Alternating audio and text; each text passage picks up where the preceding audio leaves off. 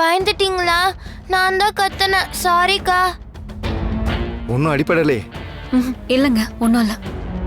ஆமா, இது மேல நீங்க ஏறி என்ன பண்ணிட்டு இருந்தீங்க?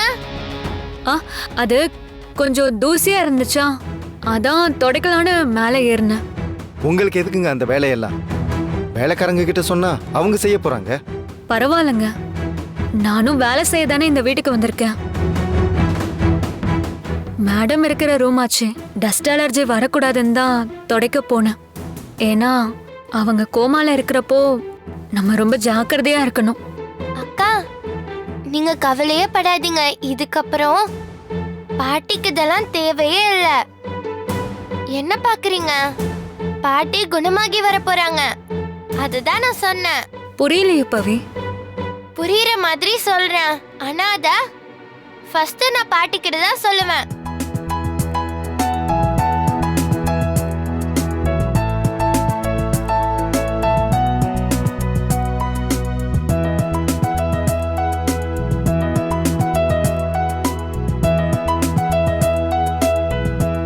பாட்டி, நீங்க சீக்கிரமா குணமாகிடுவீங்கன்னு நான் அடிக்கடி சொல்லுவேன்ல, இப்ப அது நடக்க போகுது பாட்டி. உங்களை கண்முழிக்க வைக்கிறதுக்காக ஒரு ஸ்பெஷலான டாக்டர் வர போறாரு. இன்னும் 10 நாள்ல காயத்ரி பாட்டி அவரை வர வைக்கிறேன்னு சொல்லிருக்காங்க. அவர் இது வரைக்கும் நிறைய பேரை ட்ரீட்மெண்ட் பண்ணி குணமாக்கியிருக்காராம். அவர் மட்டும் இங்க வந்துட்டா அதுக்கப்புறம் நீங்களுமே குணமாக்கிடுவீங்க. எனக்கும் நீங்க இல்லாம ரொம்ப போர் அடிக்குது பாட்டி. நீங்க பழைய மாதிரி எழுந்திருச்சு வரணும். நீங்களும் நானும் நிறைய பேசணும், ஜாலியா விளையாடணும். என்ன ஓகே தானே பாட்டி?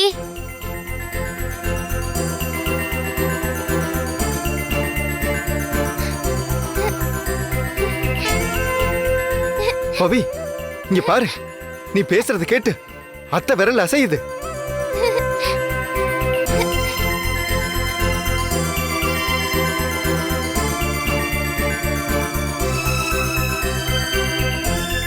எனக்கு தான் தெரியுமே சித்தப்பா, நான் எந்த சந்தோஷமான விஷயத்த சொன்னாலும் பாட்டி எதுக்கு பதில் சொல்லுவாங்கன்னு.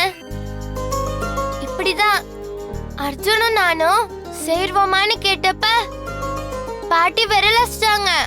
அதே மாதிரி நாங்க 2 பேருமே ஒண்ணு சேர்ந்துட்டோம். இப்போ அவங்க குணமாகுவாங்கன்னு சொல்றத கேட்டு அதே மாதிரி விரல் அசைக்கிறாங்க. அப்படின்னா இதுவும் சீக்கிரமே நடக்க போகுது சித்தப்பா.